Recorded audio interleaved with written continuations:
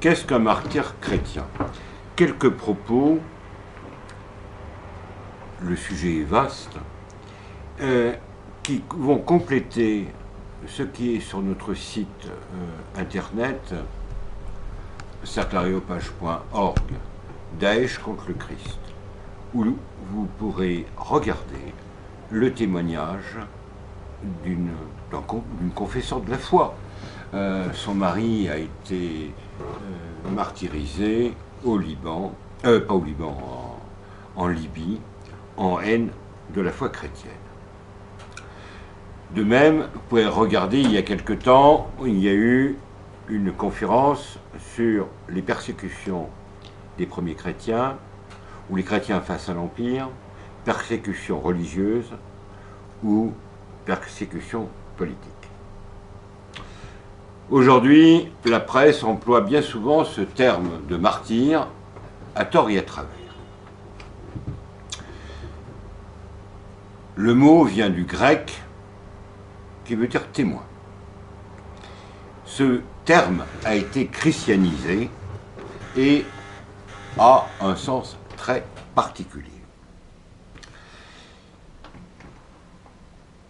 Puis on va se poser la question, quel est le message que nous livrent les martyrs de l'Église primitive ou les martyrs de notre époque?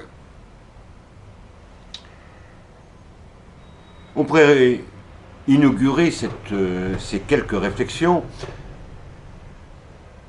par ces propos de Pascal. Le Christ est en agonie jusqu'à la fin des temps. L'apôtre Paul ne disait-il pas « Je complète en ma chair ce qui manque à la passion du Christ ». Or, la passion de notre Seigneur en elle-même est parfaite et a accompli l'œuvre de la rédemption. Cette parole de l'apôtre est un écho des mots mêmes du Christ. Prenez votre croix et suivez-moi. Qui aujourd'hui aspirerait au martyre? Qui souhaiterait souffrir pour l'honneur du nom qui lui a été donné lors du baptême? Qui désirerait mourir dans d'affreuses souffrances? Et pourtant, dès l'origine de l'Église, une foule innombrable de disciples, que ce soit en Palestine, en Grèce, à Rome, en Perse, vont subir le martyre. Et vont affronter la mort avec joie et confiance. Trait que l'on retrouve dans le témoignage de cette jeune copte. Et de ce sacrifice, ils vont réaliser une des béatitudes, la dernière. Il ne faut pas l'oublier, le nouveau commandement, ou plutôt le commandement de la nouvelle alliance, qui est chanté à chaque divine liturgie dans le rite byzantin. Heureux les persécutés pour la justice, soyez dans la joie et l'allégresse, car votre récompense sera grande. Ces martyrs des premiers siècles sont nos modèles, nos exemples, et sont des exemples aussi pour les saints des âges futurs de l'Église. Et n'oubliez pas que plus tard, au XVIe siècle, une dominicaine, une carmélite, mais il y aura des dominicaines aussi qui aspireront, alors la carmélite c'était Thérèse d'Avila, au martyr, et même Thérèse de l'Enfant Jésus. Les hauts faits des premiers témoins de la foi nous sont connus par les Acta Sanctorum, et si on n'a pas le bonheur de connaître le latin, on peut lire sur Internet les Actes des martyrs dans la traduction du père Cabrol. Et vous verrez les interrogatoires de ces martyrs qui correspondent parfaitement à ce que subirent les martyrs au temps de la Révolution française ou à l'époque bolchevique ou aujourd'hui face aux barbares de Daesh. Les actas, pensez-y, furent la première source, à côté de l'écriture sainte, de la spiritualité chrétienne. D'ailleurs, les actes des apôtres nous consignent la mort du proto-martyr, Étienne, qui est une imitation parfaite de la passion du Christ. Que dit-il avant de mourir? In manus tuas commando spiritum meum. Ces derniers mots d'Étienne correspondent aux dernières paroles émises par le Christ sur la croix. Aussi peut-on affirmer que la spiritualité du martyr est le fondement de toute spiritualité chrétienne. Il ne faut pas évacuer la croix.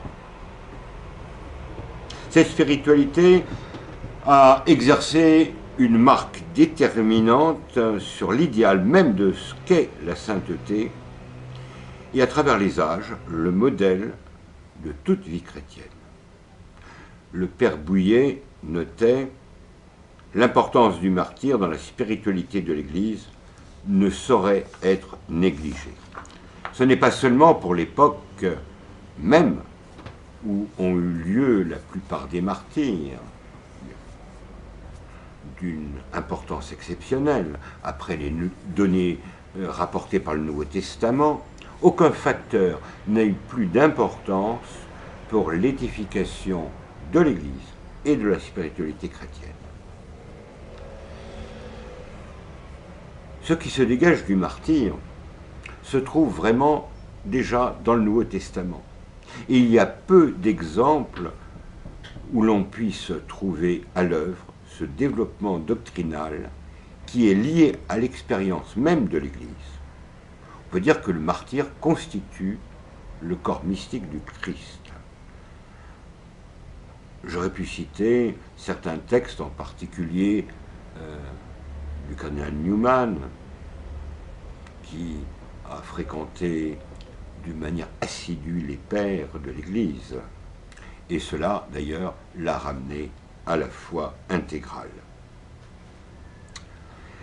La littérature sur les martyrs, dans notre époque un peu nonchalante et oublieuse de son histoire, n'est guère à la mode.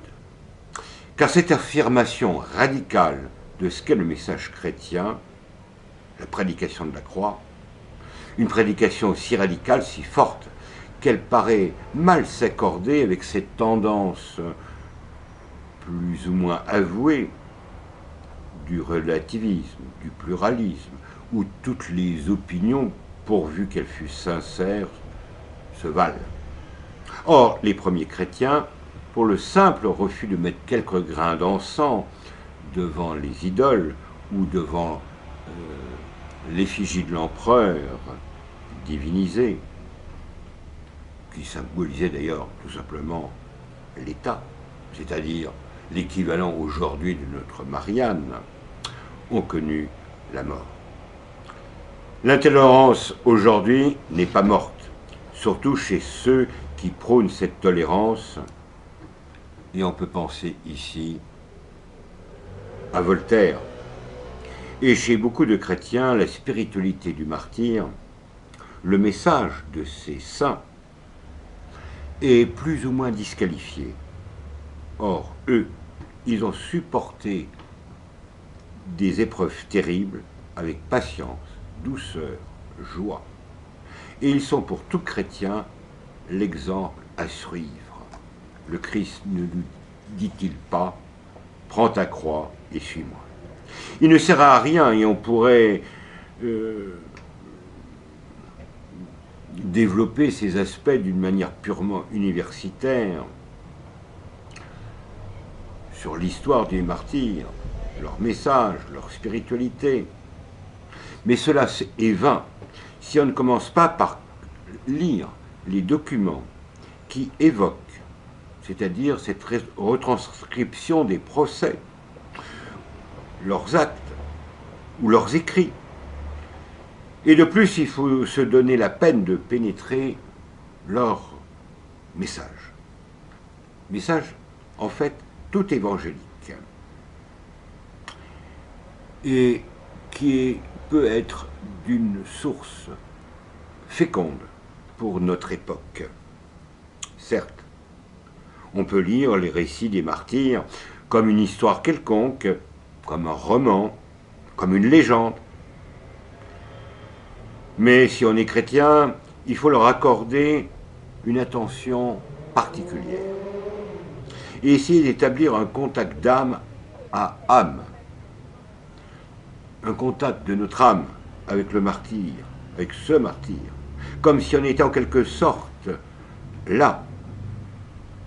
C'est ce que conseille d'ailleurs Ignace de Loyola dans la composition de lieux à chaque méditation de sa retraite.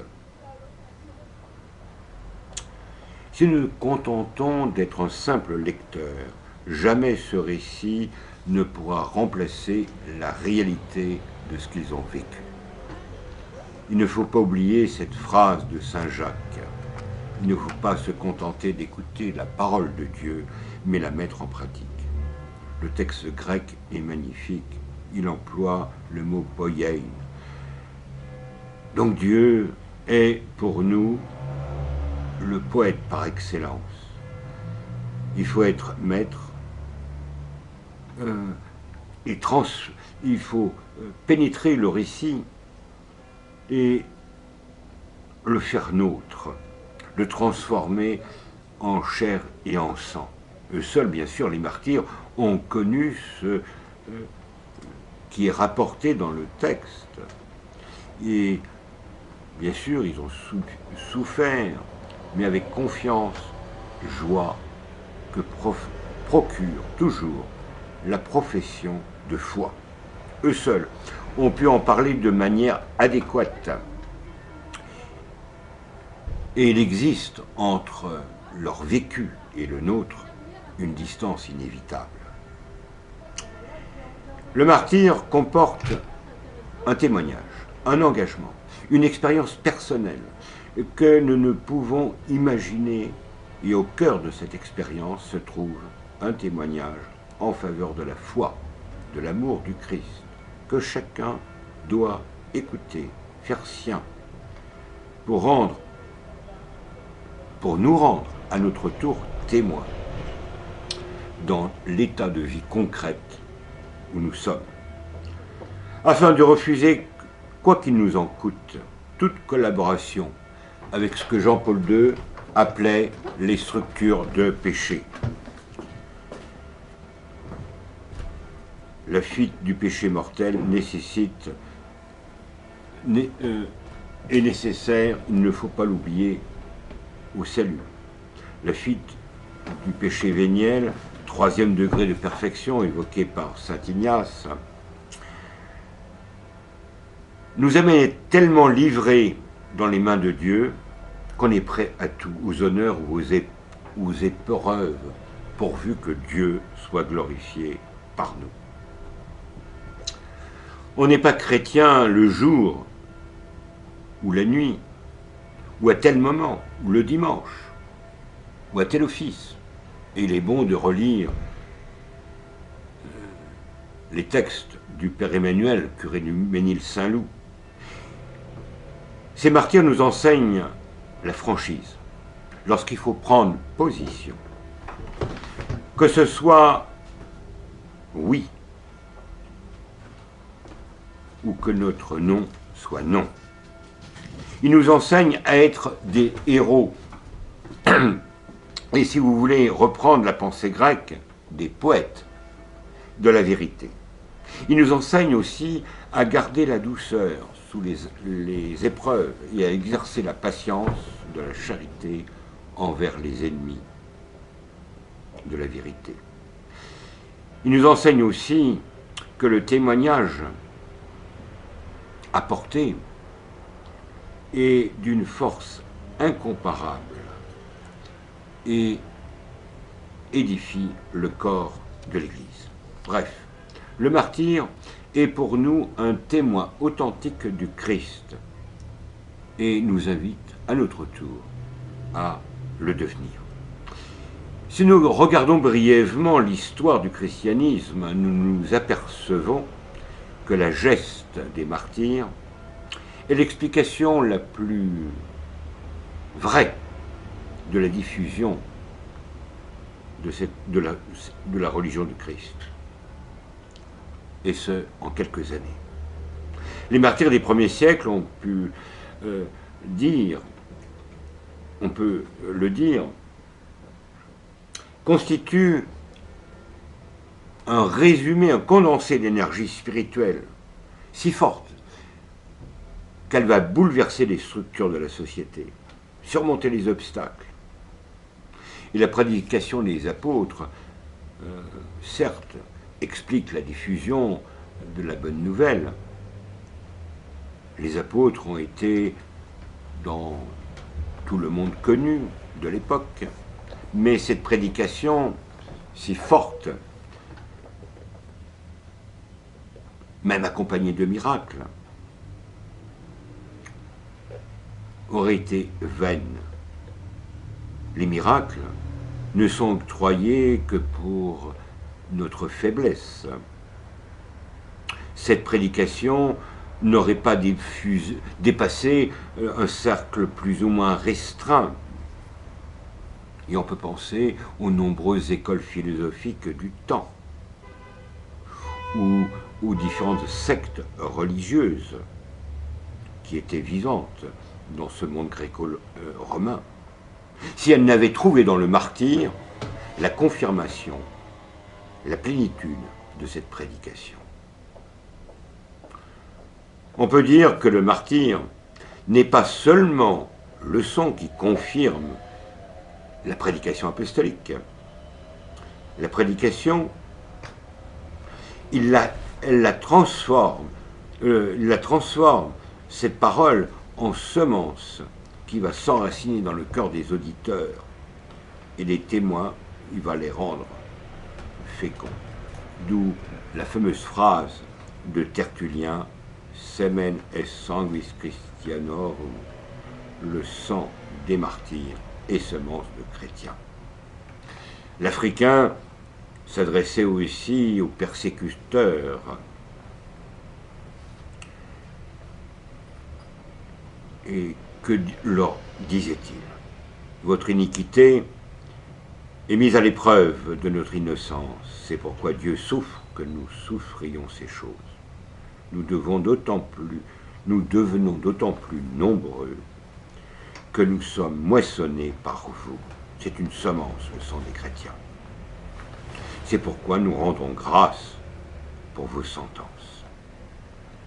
Quelque temps plus tard, Lactance, dans son œuvre « Les mœurs des persécuteurs », écrira « Les chrétiens ne peuvent être diminués par les persécutions, parce que si leur sang est semence plus grande, sera la croissance promise aux fidèles, comme une moisson abondante prépare une récolte plus abondante encore. » Cette conception de la fécondité du sang découle de la parole de Saint Jean. Si le grain de blé ne tombe en terre et ne meurt, il reste seul. S'il meurt, il produit beaucoup de fruits. Le martyr est une continuation, en quelque sorte, de la passion en laquelle la parole du Maître rapportée par Jean se réalise. Le Christ est en agonie jusqu'à la fin des temps, notait Pascal. En agonie dans son corps mystique. Le martyr n'est rien d'autre, pour paraphraser Bossuet, que la passion continuée et répandue, comme l'est d'ailleurs l'Eucharistie, mais sur un autre mode. C'est ce qui explique la force, le rayonnement du martyr chrétien et sa différence du fanatique. Voilà la grande leçon de l'Église primitive, de l'Église confessante. C'est la raison principale de la diffusion de la foi chrétienne. Cette force spirituelle de la foi qui se manifeste d'une manière absolue en ce sacrifice, qui ne se contente pas seulement de quelques paroles, mais va jusqu'au don suprême. Et dans ce sacrifice, nous retrouvons tous les éléments de la passion, jusqu'au scandale de la croix. Le martyr, comme le disait l'apôtre des gentils aux Philippiens, parole qui concernait le Christ, où est-ce qu'il disait aux Philippiens, il s'est fait obéissant jusqu'à la mort et à la mort de la croix, c'est pourquoi Dieu l'a exalté. On pourrait ajouter aussi, on pourrait ajouter, eux aussi, et par leurs cris, Dieu a exercé un rayonnement qui a bouleversé le cours de l'histoire. Ce rayonnement du martyr est ce qui fait la différence entre le fanatique et le martyr chrétien. Cette force ne provient pas d'un courage humain, on peut penser aux stoïciens, d'un courage humain comparable à celui des héros antiques. Héros d'ailleurs évoqués par les pères de l'Église. Et il montre bien la distinction entre le sage et le saint. Tertullien, dans sa lettre sur les martyrs, montre que l'humble foi au Christ qui se manifeste ainsi donne à ce sacrifice une puissance, une dimension ecclésiale. Ainsi, ce témoignage retentit encore aujourd'hui dans la Sainte Liturgie. Le martyr nous invite à témoigner de la foi en s'appuyant non pas sur nos forces, toujours limitées, sur nos convictions, sur nos habitudes intellectuelles, mais sur la grâce et la prière, afin d'être des bons et loyaux serviteurs, afin d'entendre dire un jour « Euge serve bonnet ». Bienheureux les persécutés, cette dernière béatitude est l'aboutissement de tout l'Ancien Testament. Pensez en particulier à Jérémie, au prophète, et à Saint Paul. Ce n'est plus moi qui vis, mais le Christ qui vit en moi. La persécution invite le chrétien à reproduire en sa vie la passion même du Christ, à être un autre Christ. Cette passion a été autrefois dans l'Ancienne Alliance préfigurée par les persécutions des prophètes. Si vraiment on veut saisir le message des martyrs, quelle qu'en soit l'époque, il faut d'abord lire, savourer. J'oserais employer le terme des moines médiévaux, ruminer les textes évangéliques qui évoquent les béatitudes, les actes des apôtres, les textes des pères, les actes des martyrs. Ainsi, on prend bien conscience que durant les 3 premiers siècles de l'Église, cette spiritualité a été la spiritualité de l'Église. Dans cette période, va s'élaborer toute une réflexion théologique, fruit de l'alliance providentielle de la culture gréco-romaine, gréco-latine et de la foi. Pensons au IIe siècle, la Didaché, le pasteur Hermas, Saint Justin, les dialogues avec Tryphon, ou Saint Irénée de Lyon dans l'Adversus Héréses, ou au siècle suivant Clément d'Alexandrie, ou le Pei Archone d'Origène, ainsi que les traités de Tertullien ou de Saint Cyprien. Tous ces textes forment les éléments d'une véritable synthèse théologique. Et il ne faut pas oublier que la plupart de ces auteurs soit subirent le martyre, ou du moins la persécution. Tous ces saints face aux persécutions, on regardait le martyr comme la perfection de la vie chrétienne. Mais c'est une conception totalement étrangère à la mentalité du temps, à la mentalité grecque. La pensée grecque, si on veut la résumer très brièvement, très schématiquement, que dit-elle? Le détachement du corps, le détachement du monde sensible. Or, le martyr, qu'est-ce que cela suppose? Le contraire, la participation du corps, qui, pour le chrétien, est le temple du Saint-Esprit, à la perfection.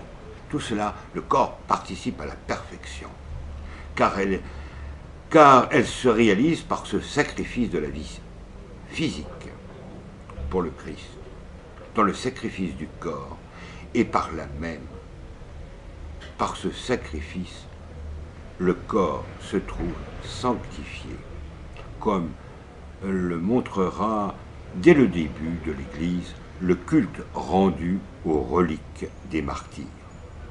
Rappelez-vous que les premières églises furent édifiées sur le martyrion et que les autels contenaient le relique des martyrs. Les sectes chrétiennes, la grande hérésie, le grand adversaire, c'est-à-dire la gnose, qui dès l'origine va être exclu de la grande église, méprisait, condamnait le martyr par mépris du corps. Pour le gnostique, il s'agit de constituer une élite d'initiés jouissant de la connaissance, de connaissances supérieures au peuple, et par là même être appelé à une vie parfaite, plus parfaite. Or, l'idéal du martyr s'offre à tous, comme la perfection suprême de l'amour du Christ. Et pensez qu'au IIe siècle, des membres de la famille impériale ou des esclaves subirent le martyre. Les persécutions vont unir dans la même égalité, dans la même mort, évêques, prêtres, diacres, hommes, femmes, nobles, esclaves. Cette spiritualité du martyr domine toute autre forme durant plusieurs siècles. Et on peut dire qu'elle est essentiellement évangélique et s'impose justement grâce à cet aspect évangélique dans un monde qui était peu disposé à lui prêter l'oreille. Bien sûr, la spiritualité du martyr est liée aux persécutions à une époque donnée. Pensons au 1er siècle. Aussi, ne pourra-t-elle demeurer telle qu'elle lors des âges suivants? Et d'autres formes vont apparaître. Spiritualité de la virginité consacrée, spiritualité monastique, puis d'autres formes encore. Mais certains traits, provenant de l'origine, vont les rattacher à la spiritualité du martyr.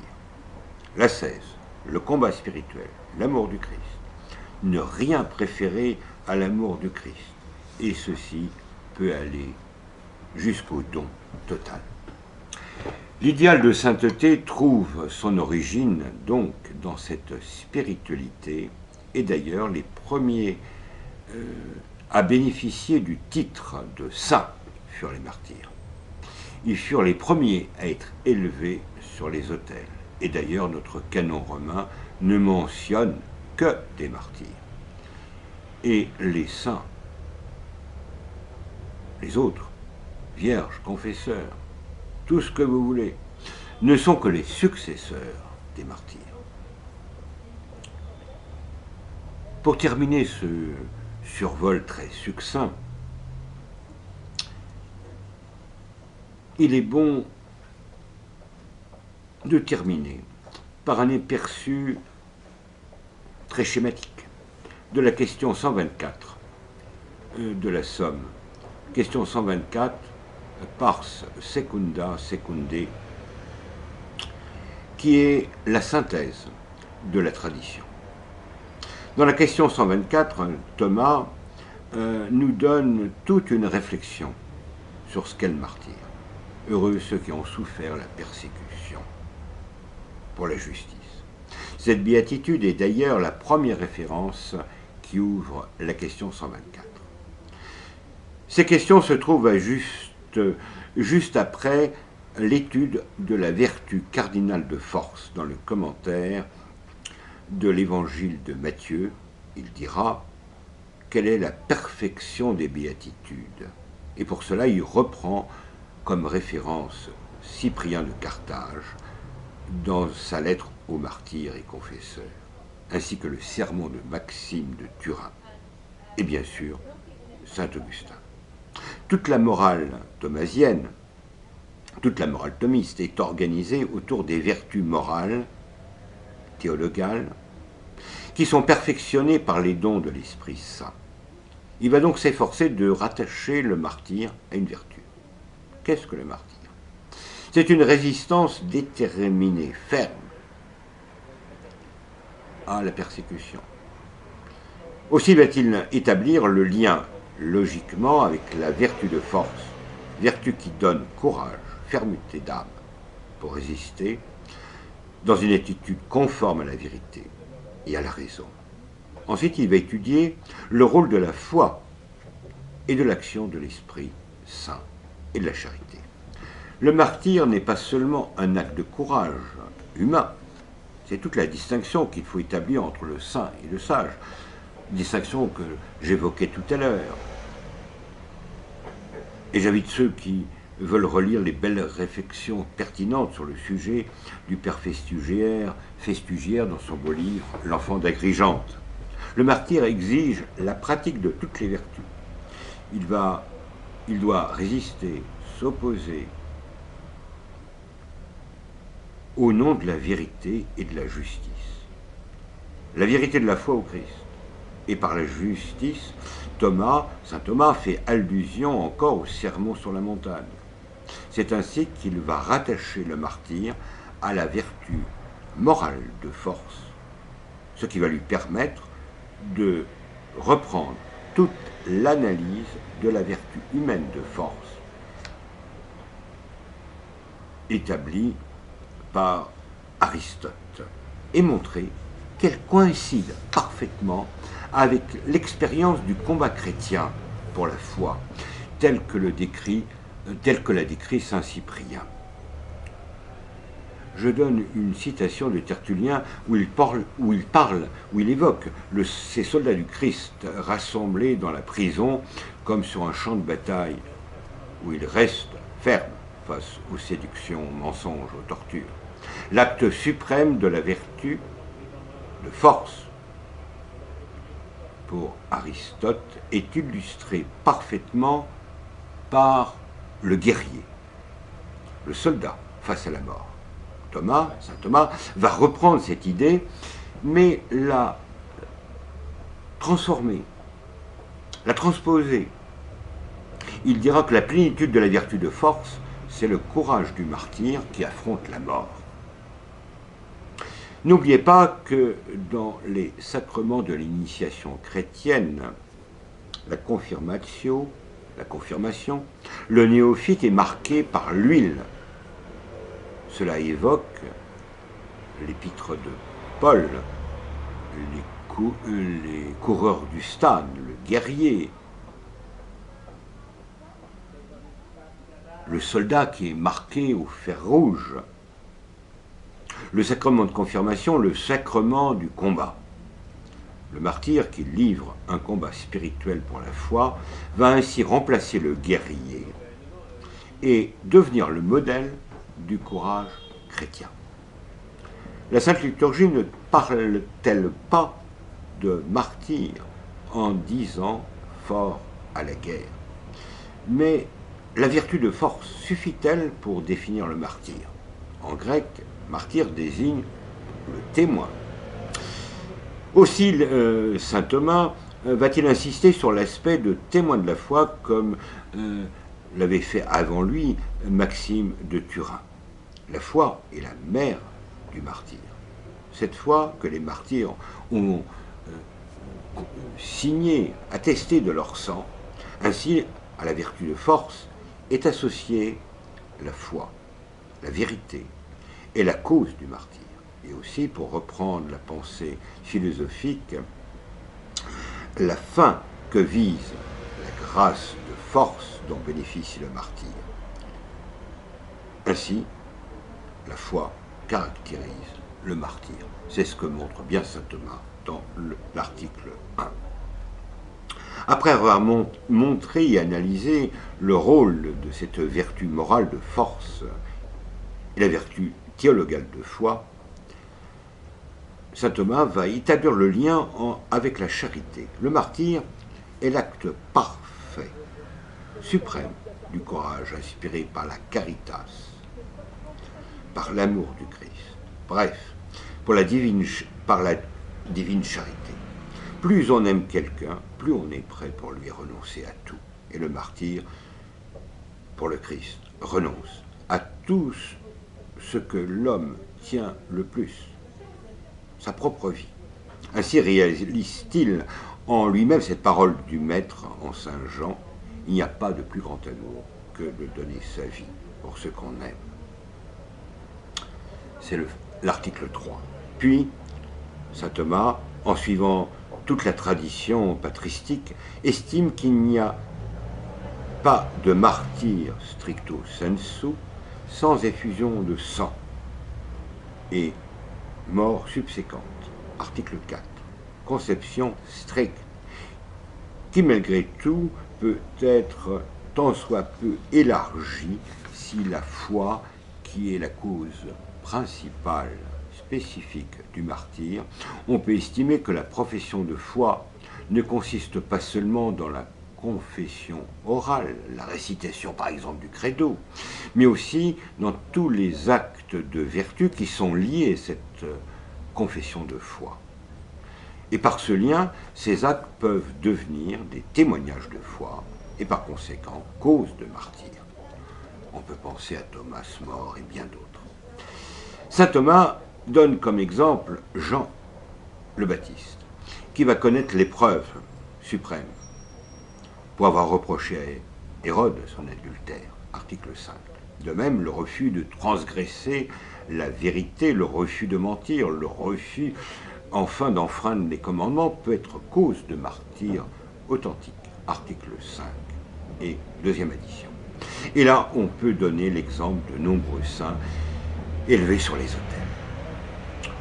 En plus de la pratique de ces vertus, il ne faut pas négliger le rôle de l'Esprit Saint.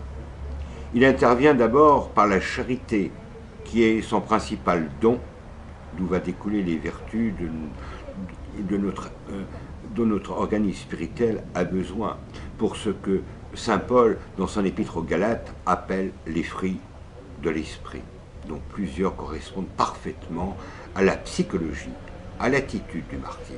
Patience. Patience, c'est relier la vertu morale de courage. Pensez à la question 136. À la joie, à la paix, à l'allégresse, qui sont les fruits de la charité. Questions 28 et 29. Ce don de force, qui est un don du Saint-Esprit, va perfectionner la vertu naturelle de force. À toutes ces données correspond à toutes ces données, à tous ces dons, va correspondre un don surnaturel. Ainsi, l'Esprit Saint va réaliser dans cette tendance au martyr une œuvre, ou plutôt un chef-d'œuvre, devrait-on dire, qui dépasse les limites, les capacités humaines. C'est ainsi qu'on peut expliquer les miracles qui accompagnent le martyr.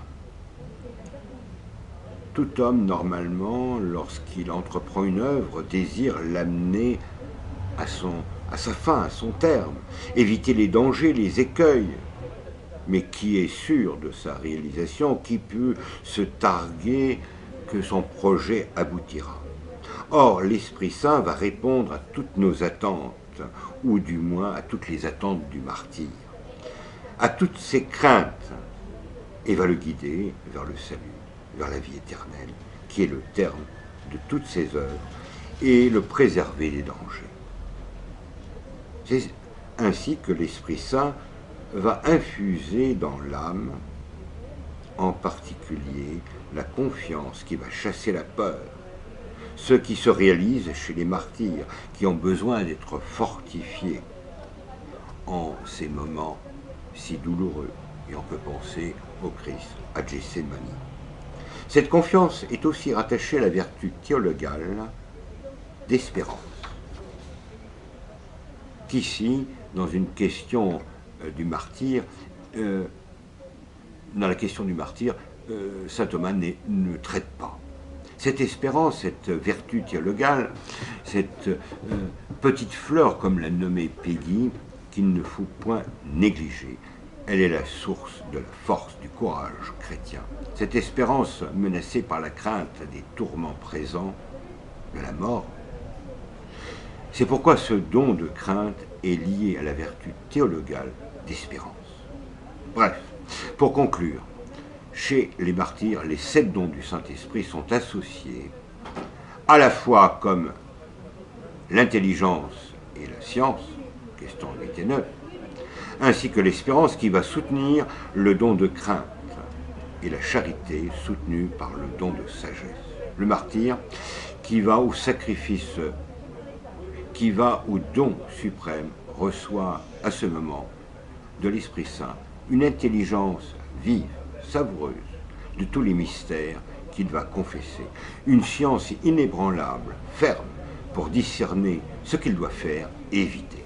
Ensuite, l'Esprit Saint donne une crainte filiale qui fixe le cœur en Dieu et qui bannit toute crainte contraire à la foi. La charité, quant à elle, va insuffler, va donner ce don de sagesse, cette sagesse de la croix, qui est aussi folie pour le monde, pour reprendre les termes de Paul. Que faut-il retenir? Que le martyr est bien une spécificité chrétienne, même si on n'a pas la foi. On voit la transformation radicale de l'homme, et seulement la divine charité peut expliquer ce qu'est le martyr. Nous, en fait, vraiment discerner ce qu'il y a de spécifique et aussi de fécond. C'est toute l'histoire de l'Église primitive et de l'Église moderne. Pensons à la grande calamité de la Révolution française. Le sang des martyrs a permis la résurrection de l'Église, sa purification au XIXe siècle. De même, la Sainte Russie, avec ses milliers de martyrs, prêtres, évêques, moines, moniales, tués en haine de la foi, a permis, quelques années après, un regain, un renouveau spirituel. Le Christ est en agonie jusqu'à la fin des temps. Quelle est la leçon que l'on doit retenir? Une leçon éminemment évangélique, la pratique parfaite de la loi nouvelle, les béatitudes.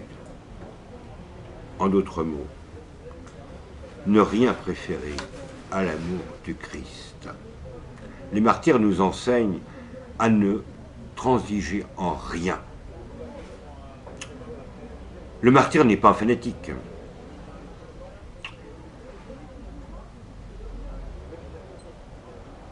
Il ne faut pas oublier, nous qui sommes en une terre autrefois chrétienne, les paroles de Jean-Paul II. France, qu'as-tu fait de ton baptême?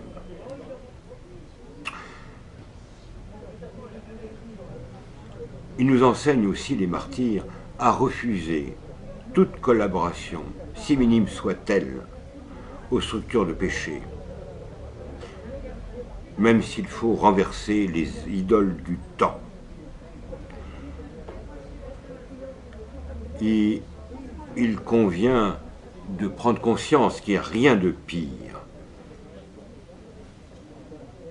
que se laisser avoir par ce goût du consensus.